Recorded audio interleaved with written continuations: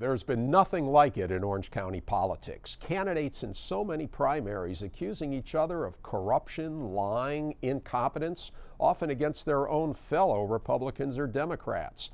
There's a mad scramble for OC congressional seats, and no wonder. Control of the Congress hangs in the balance. And there's a bitter race for county DA. We'll examine the races and what it all means with Chapman University professor Michael Moodian and the voice of OC's Norberto Santana. They're next on Inside OC. Inside OC is brought to you by... Each new community 5 Point brings to life represents a promise delivered. Great neighborhoods are more than just places to live, they are places to connect. 5 Point is a proud sponsor of public television and community programming. All your life, people talk about what's best for you. But to most people, it's just that. Talk. Unless you're with Memorial Care, a healthcare system devoted to one important thing: what's best for you.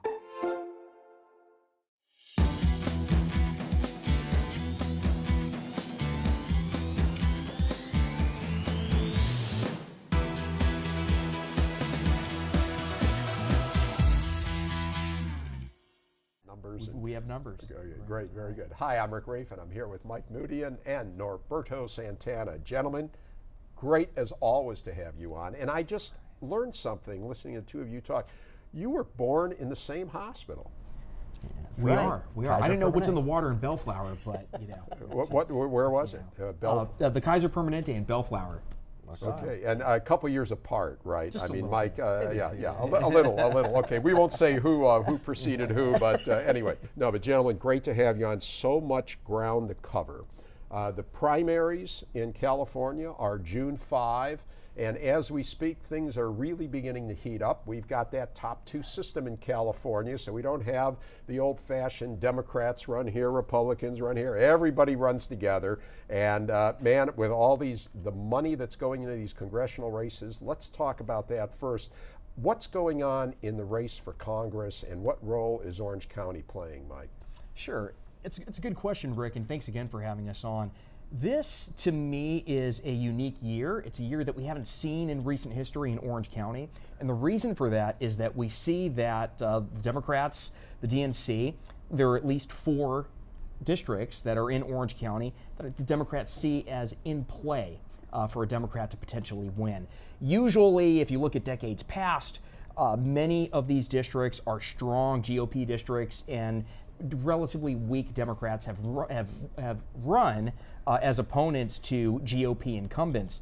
Much different this year. And we see that there are 4 districts, one of them being the district that Isa is retiring from, Rohrabacher's district, Royce's district, and Royce, of course, isn't running, and Mimi Walter's district, where there are large batches of relatively strong Democrats who are running. So right. The DNC sees 4 districts in play.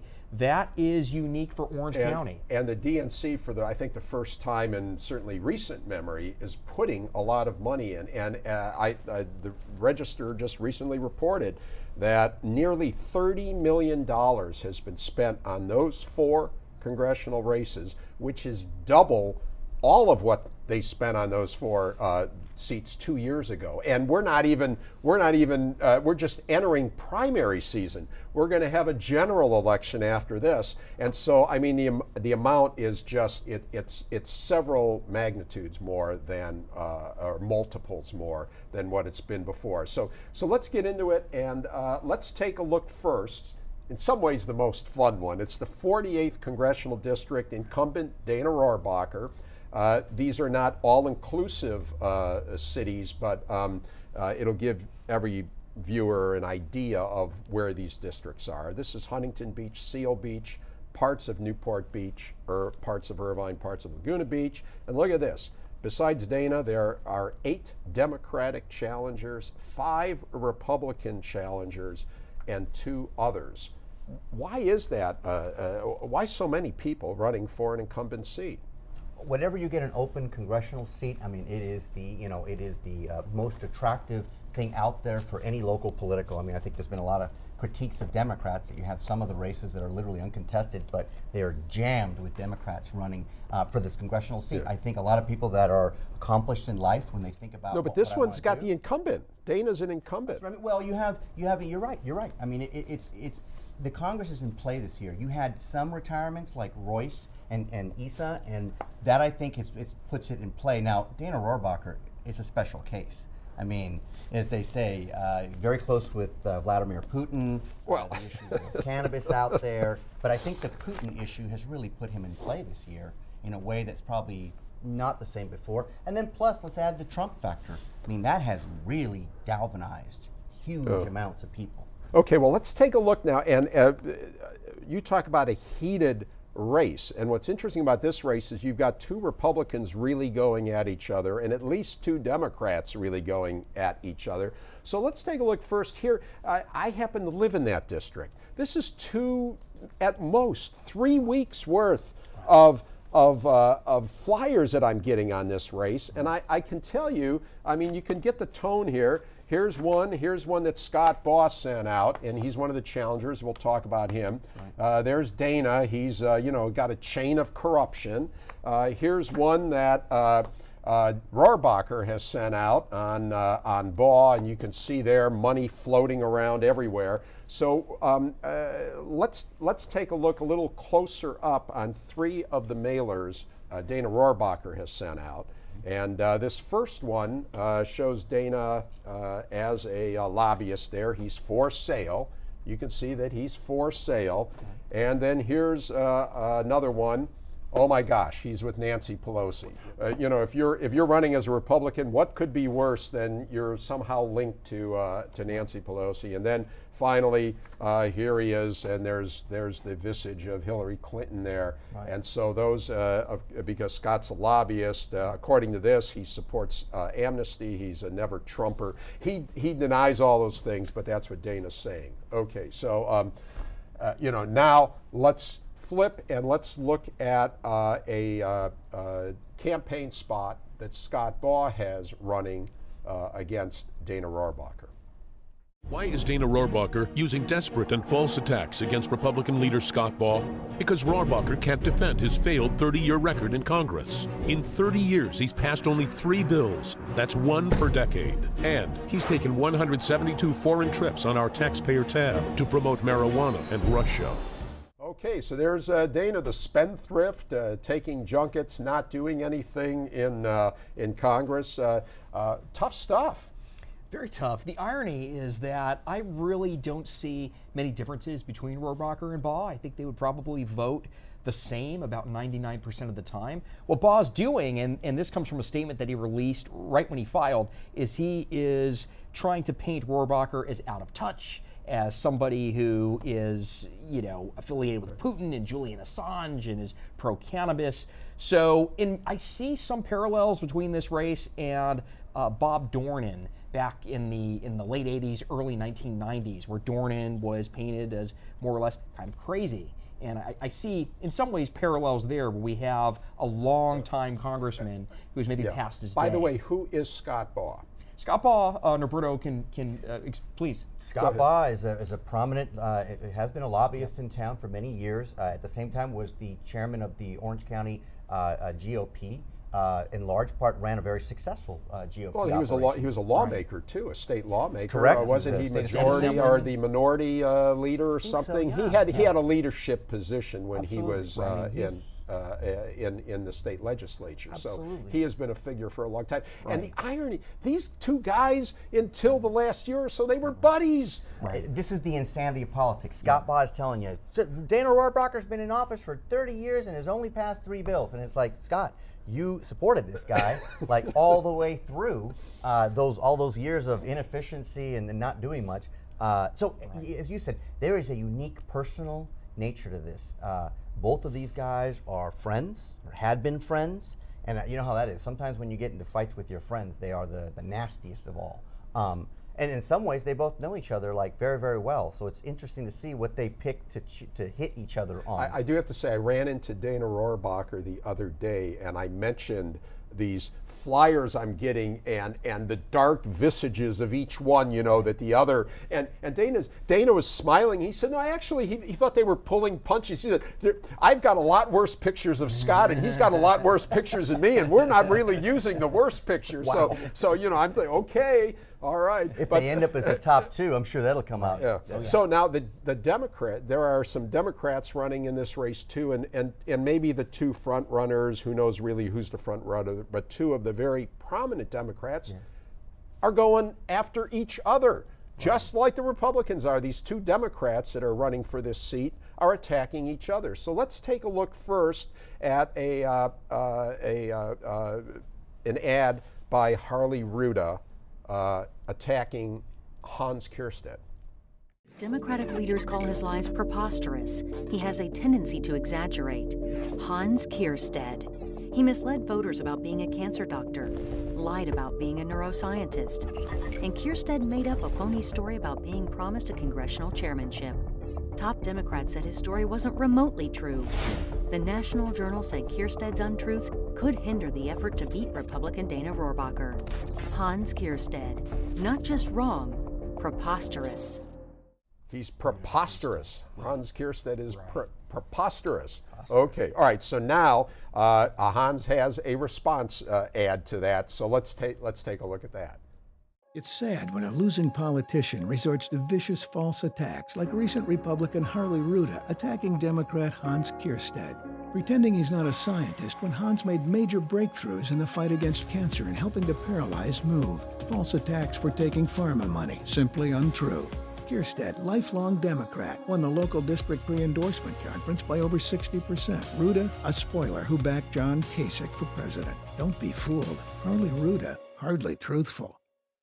So it's kind of funny how the Republicans, I mean, if you can show a fellow Republican next to Nancy Pelosi or Hillary Clinton, that's the worst thing. And now John Kasich is, you know, I mean, how terrible. Now, there's an interesting dynamic there because Harley Ruda has been criticized in some way, but he's a former Republican, which is an interesting thing to see how that will play out in that district. One credit I give is that group, Indivisible 48, did an interesting thing, which was hold a series of debates between all of these Democrats that were there. I think Rohrabacher was invited as well. They did an interesting thing of figuring out through a voter support score that encouraged lots of small donations. And I talked to them this morning, and they were telling me that they have backed Harley Ruda, saying that throughout all of the different debates and showing through the small donations that it ended up making a difference for him, that Ruda presented better on debate type issues than Kierstead did. And so they've gone ahead and endorsed Ruda. You know, I don't know how much of an impact that'll have, but it's remarkable, or it's noteworthy after 5 or 6 debates they had where they were able to kind of get out and you know, sort of run the cars out on the race or on the track to kind of figure out who they liked more. And they didn't just sit on the sidelines. They actually came out and endorsed. Right, and in this particular race, Kierstead has the state party endorsement, but Ruda has endorsements from sitting Congress members and from all of these candidates who are dropping out of the race. They're dropping out and backing Ruda. So they're definitely emerging as the top two.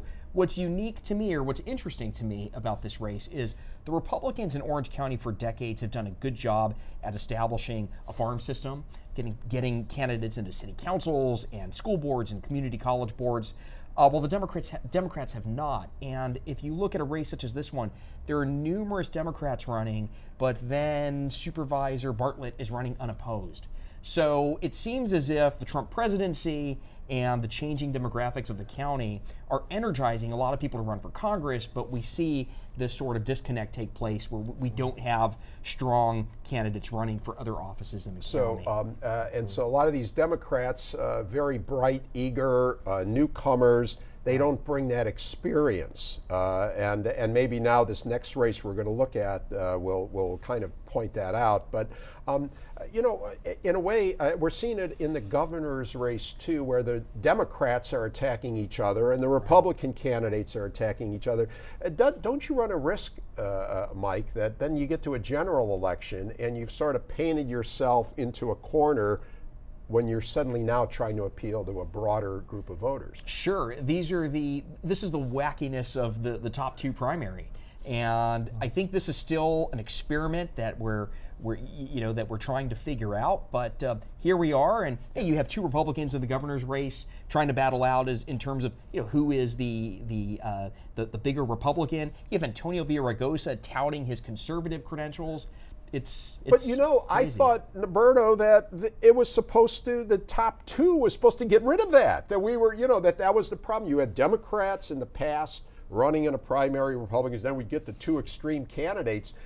I don't think it can get much more extreme than what we've been seeing. Well, but maybe what you have in this process is these people are going at each other so intensely on both the Republican and the Democrat side because they know, again, it's top two. Whoever makes it past June, that's when you're either making and then or they you don't. suddenly do a makeover and they're a little more centrist then for the That's general. what you'll Boy, see. That's what you'll see in most of these campaigns is adjusting as you go through. It's like a fight. As you go to different rounds, you're going to fight it in a different way. Crazy. Okay, well, let's take a look at another one because this is rated by many of the national pundits as the most competitive congressional seat in the country.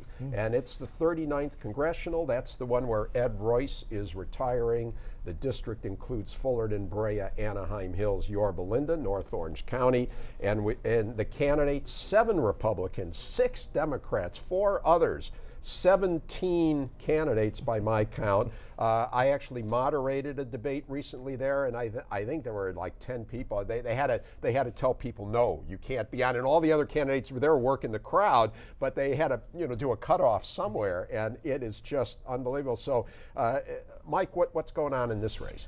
Another interesting race. I think the challenge there for the Democrats in the race is that most of the Democrats have very little name ID.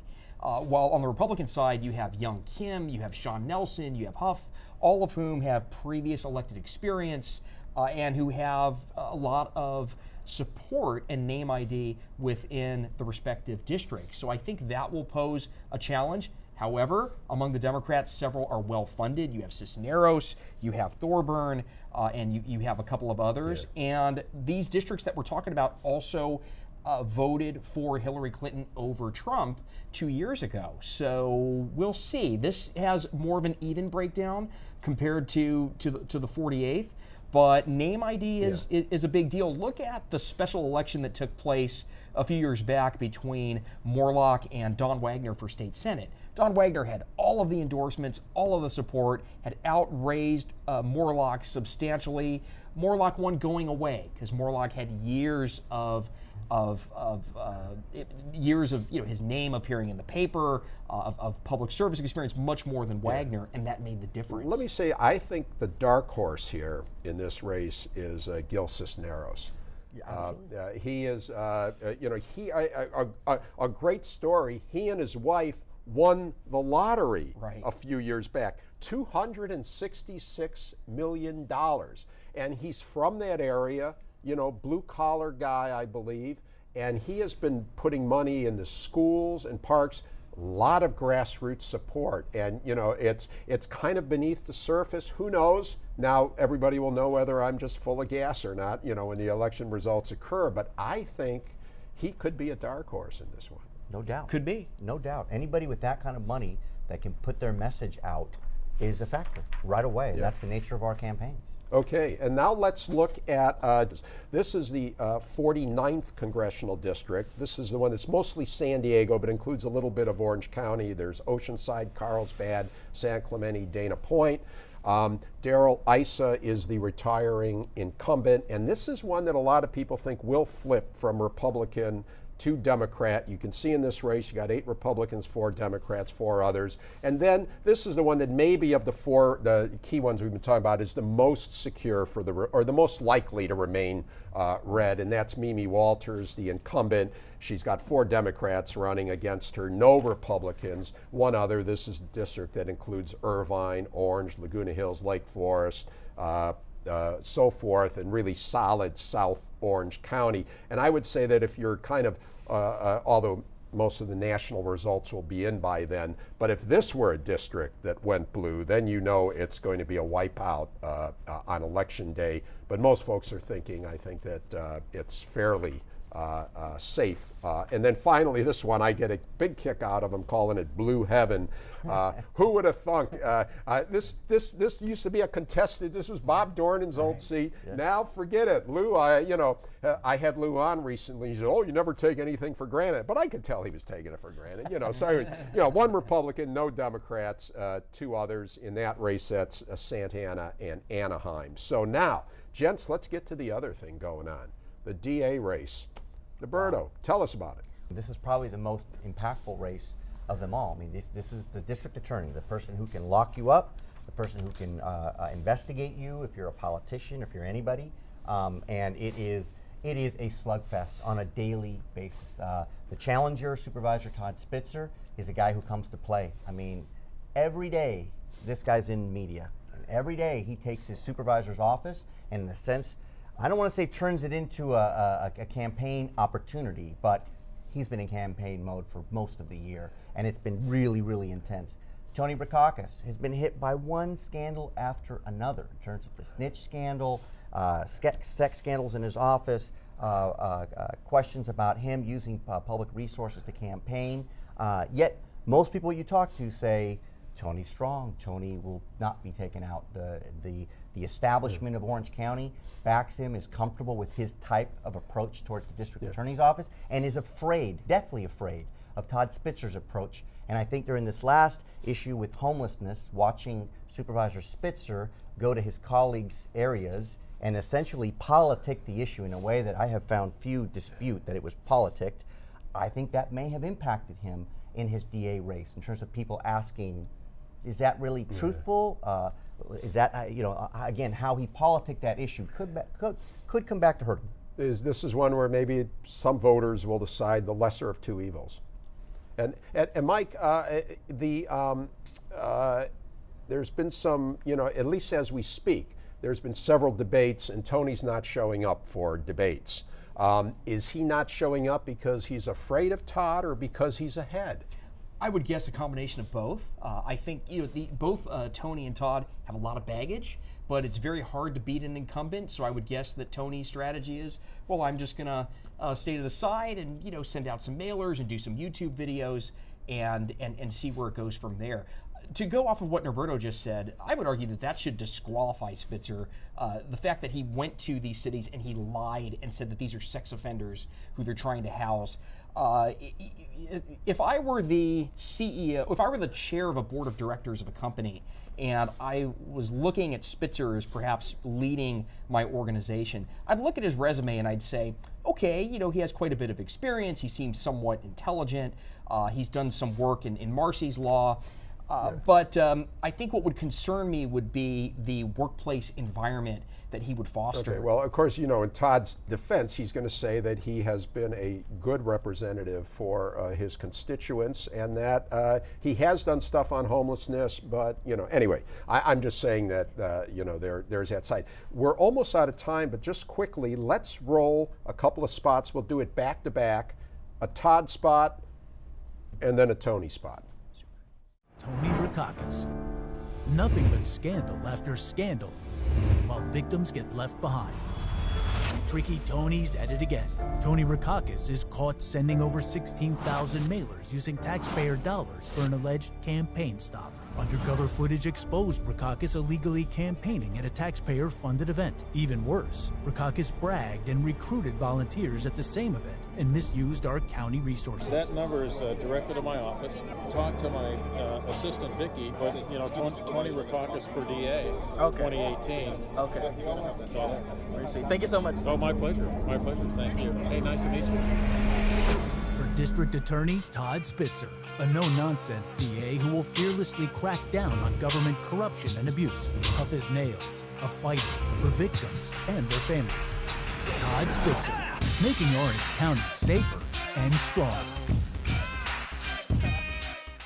It's time to hear the facts about District Attorney Tony Brokakis. Tony's a strong leader. A no-nonsense DA. Who expanded gang-fighting prosecutions. With a felony conviction rate over 90%. That's the Brokakis record I know. He's made Orange County safer. You can always count on Tony to do what's right. Those are the facts. Those are the facts. We work with Tony. We work with Tony.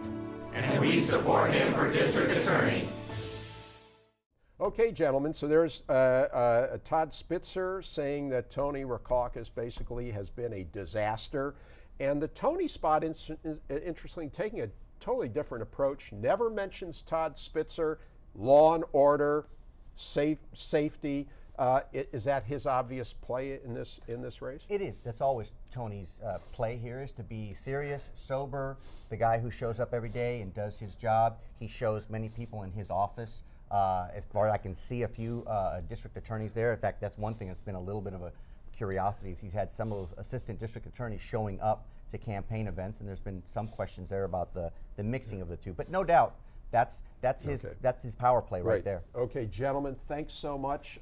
Just to close, let's let all viewers, you've got these in the mail, or if you don't, you can go online and get these voter guides, because obviously, as thorough as we were, we can't cover everything. Most of it's in here. So anyway, again, gents, thanks as always. And that's it for now. Thanks again to Mike Moodian and Norberto Santana. You can watch this show and past shows by going to pbssocal.org or rickreiff.com. You can also catch our shows and our post-show open mic chatter on YouTube, and follow us on Facebook, Twitter, and Instagram. Thanks for watching. We'll see you again on Inside OC.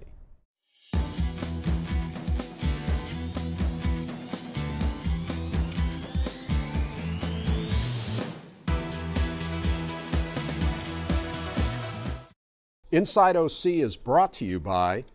Each new community 5 Point brings to life represents a promise delivered. Great neighborhoods are more than just places to live, they are places to connect. 5 Point is a proud sponsor of public television and community programming. Chapman University is a proud sponsor of Inside OC and community programming.